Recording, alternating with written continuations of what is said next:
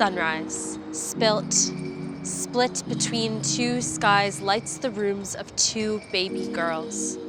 One rocked by a shell, the other by a lullaby.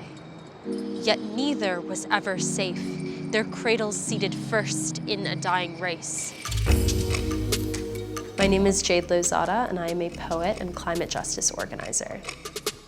I was always involved in these community writing organizations throughout high school. I was really excited at the opportunity to possibly perform poetry at the Apollo Theater.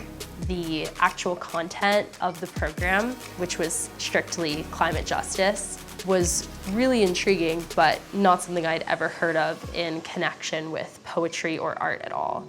I definitely thought about climate change as something that is on the horizon, something that's very scientific, that is inapproachable.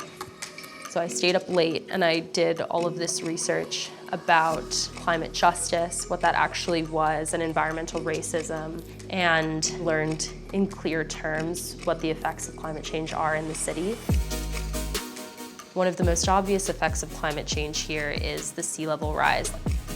Another big issue that the city faces is urban heat island effect. When the summer comes around and we have these bad heat waves, the heat just kind of reverberates between the buildings and creates an environment that is dangerous to a lot of people. I'm really lucky that I grew up on the Upper West Side, where I think it wasn't as much of a problem. When I went to high school in the Bronx, I first saw communities that don't have the same resources to escape the heat. I wrote a poem about a low-income girl from what I imagine to be the Bronx, experiencing climate change and its more insidious effects and its intersection with social justice. Blamed to explain why baby girl doesn't beat the block so fast. Her lungs burnt black because her skin is to match reason, why the block smolders hot in the valley of July, scorching sweat sitting in the spirals of her curls, sending her to the AC so her dad can look at the bill when August breathes still and scrounge in his paycheck to give the family its fill. Poetry served as the entry point for me into the climate justice movement. Climate change served as this lens to understand social justice issues. Things like poverty, housing justice, immigration.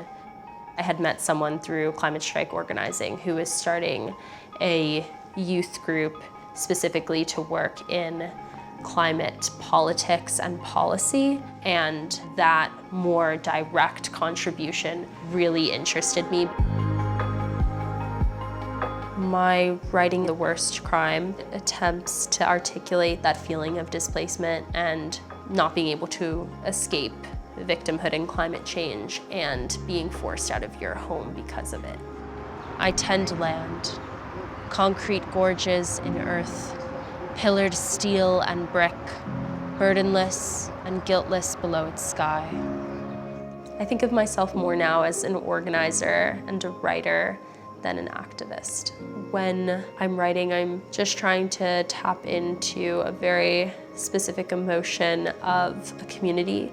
And when I'm performing, I really hope that people don't interpret what I have to say as me speaking, but rather as a voice that speaks to an emotion.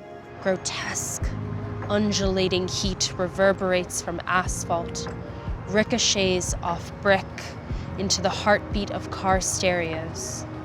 Diesel clouds halo above us. Toxins pumped from Earth's troves poison our breath. Poetry is a way of connecting and reminding myself that ultimately this all comes down to real stories, to individual people and families. I hope my written work will bring policy solutions into the mainstream conversation and tangibly help the lives of people who will be displaced by the climate crisis.